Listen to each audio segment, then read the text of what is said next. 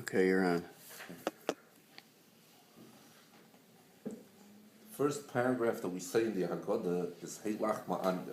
This is the bread of affliction. This paragraph we say not immediately in the beginning of making the Seder before Kiddush,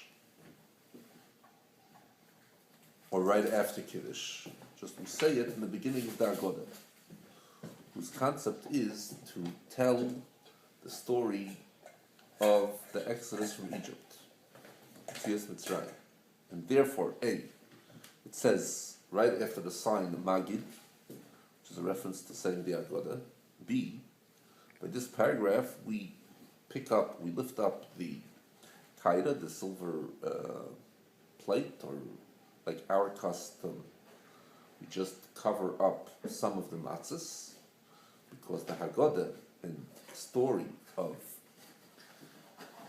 the Exodus from Egypt, Yetzias Mitzrayim, has to be over the matzahs. From this it is clear that we say this paragraph in the beginning of making the Seder, it is not only due to the fact that her content is to invite to the Seder table all those who don't have the needs of the meal and the Pesach, for which we say, Kol dechvin yesei v'yechel, whoever is hungry shall come and eat, Kol detzrich yesei v'yivsich, whoever needs should come and participate in the Pesach, and therefore we have to do it as early as possible, because if that was the case, we had to say it even sooner, as soon as we come home, or even earlier, before we go away from the shul, where there are located many people who could hear this invitation. Just the main reason that we say it now is because this is the beginning of the story of Exodus of Egypt, Yetzias Mitzrayim, and therefore it cannot come before the sign of Magid. So one needs to understand, why did we institute this paragraph, Heilach Ma'anya, in the Seder of Magid? And even more, from this, that this paragraph is the beginning of the Haggadah, it is implied that in Heilach Ma'anya, it is alluded to the general story. Since according to the accepted Nusach, so at first glance we hear nothing is told about the Exodus of Egypt, unlike the Nusach of the Rambam, in which he adds before the Heilach Ma'anya 3 words, Bivehilu Yatzanu Mitzrayim, that we had left Mitzrayim in a hurry. Also, one needs to understand that the content of this paragraph consists of 3 separate details that at first glance don't seem to have any connection amongst themselves. A, he notifies that this matzah that is with us by the table is this bread of affliction that our fathers ate in the land of Mitzrayim. B, he invites all the hungry and needy should come participate in the Seder. 3, a request and confidence that although this year we are here, and this year we are avdim, we are servants and slaves, so Lashana Haba, in the coming year we will be Ba'arad Yisrael, in the land of Israel, and B'nai Chodim, free people. There are commentators that explain the connection from the first 2 details. The Gemara says that he who rents Jewish workers, he has to feed them in the time of their work. However, since Yidden are children of Avram, Yitzchak and Yaakov, they are royal children, or like the language that Yidden are kings, so even if he feeds them like the meal of Shloimeh during his era, he would still not fulfill his obligation.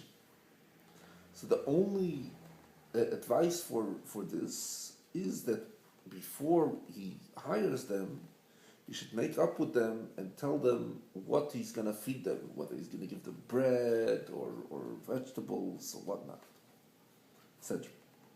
The same is also when it comes to invitation the night of Pesach. Since he's going to invite Eden, whoever is hungry should come and eat, whoever needs should come and participate in the Pesach. So knowing that those who are going to come to eat by him are Bnei Melachim, sons of kings or kings, and even if he gives them like the meal of Shlomo in his era, it will still not be enough. And therefore, he first notifies them, Hey lachmo anyo, that this is the bread of affliction that we have, and on this bread he is inviting them.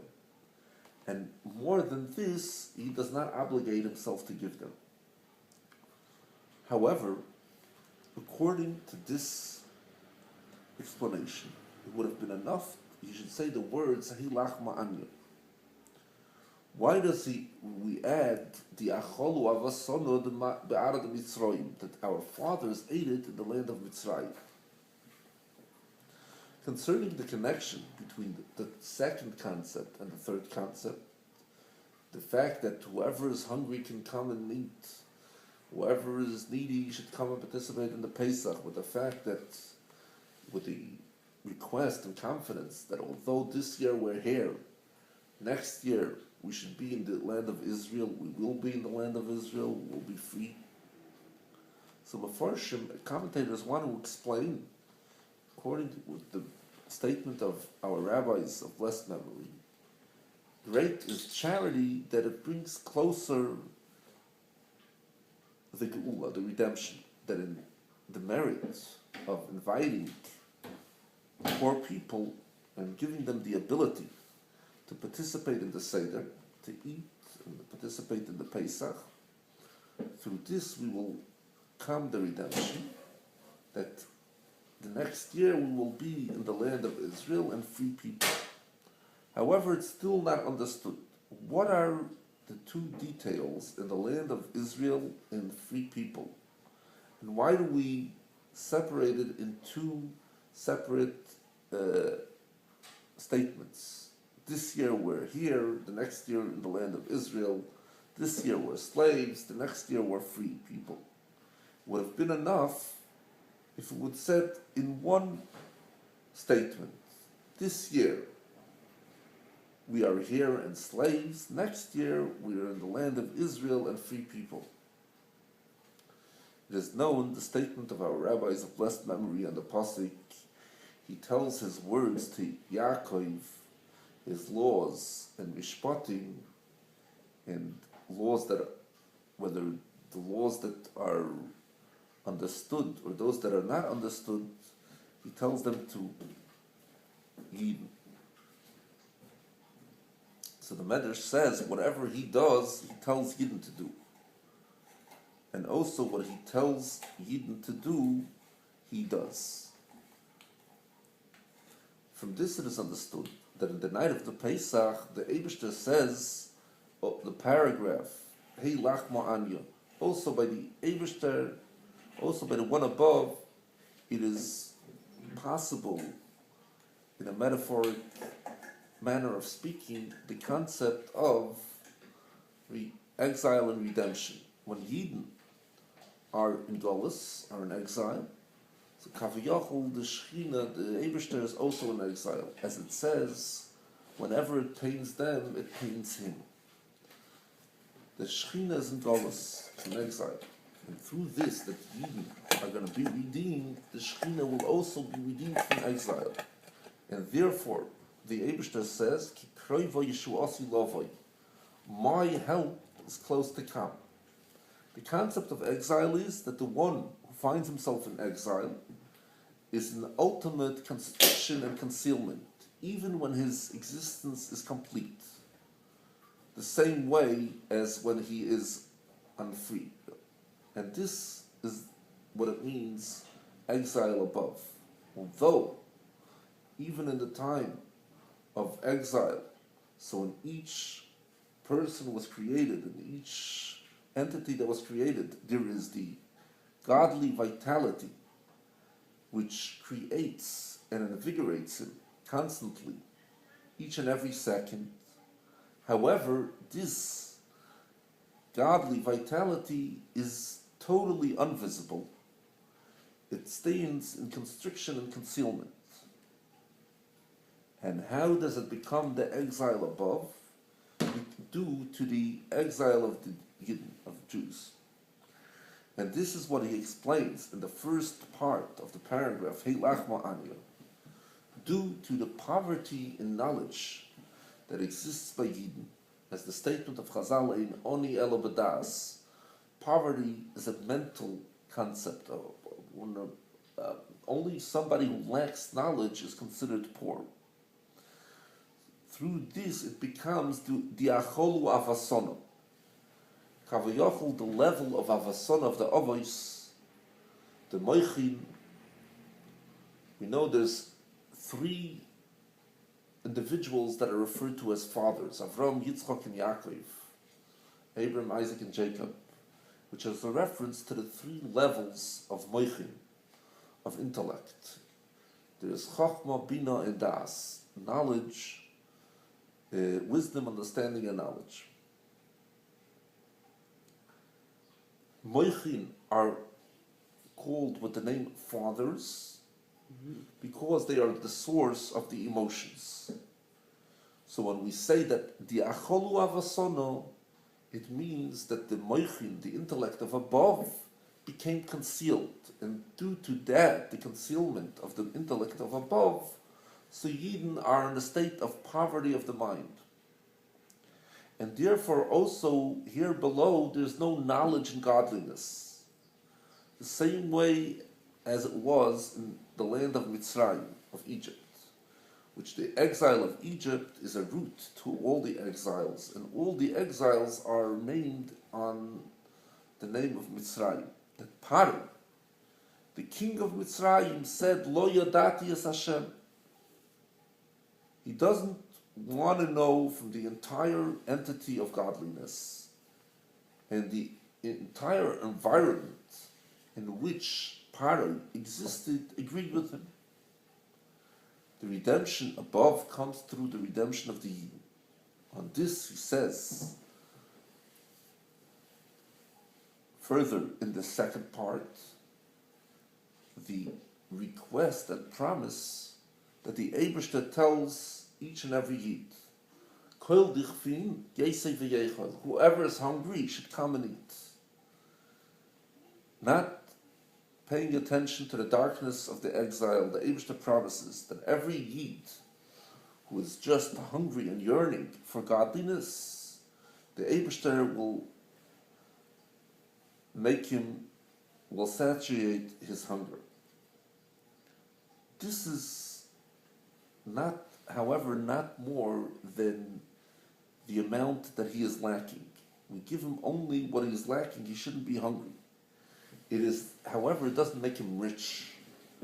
When Yidden receive enough, as much as they're lacking, so by them, they now have a higher level of understanding, a higher grasp, and it demands that they should have not merely that they shouldn't be poor, but now they need ashirus, they need to be rich. On this, he says, he continues, Kol ditzrich, now you're not hungry anymore, but you need. Whoever needs and demands richness, they will give him this also, which is denoted in the words, Yesei v'yifsach. He will come and participate in the Korban Pesach. The din by a Korban Pesach is a Korban Pesach you eat when you're already full. You don't eat Korban Pesach when you're very hungry. When you're almost full, that's the time to eat of the Korban Pesach.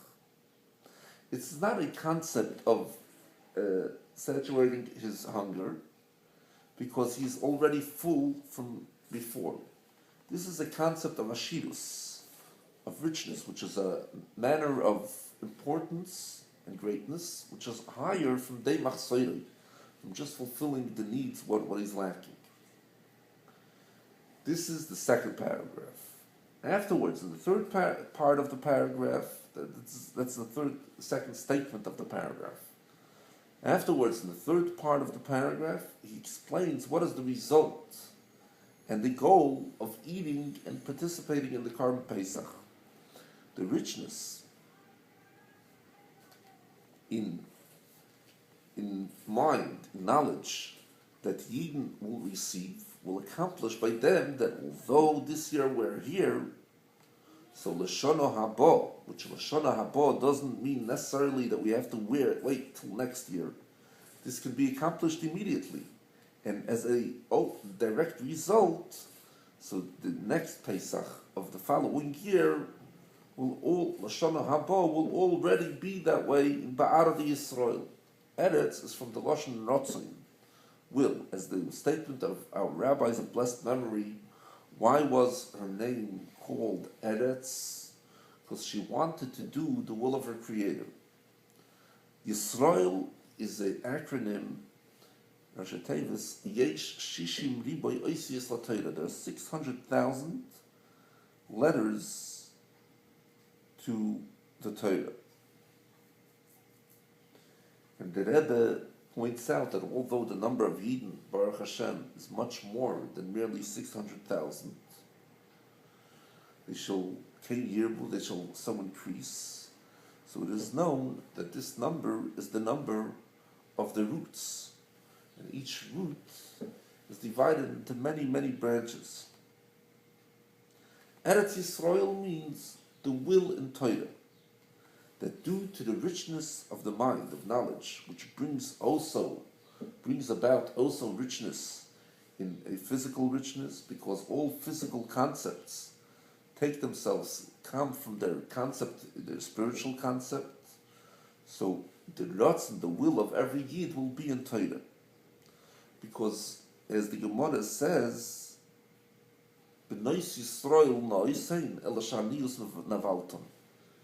Jewish daughters are beautiful, it's just the poverty that makes them look not so nice. Every Yid, due to his own will, is nice and good.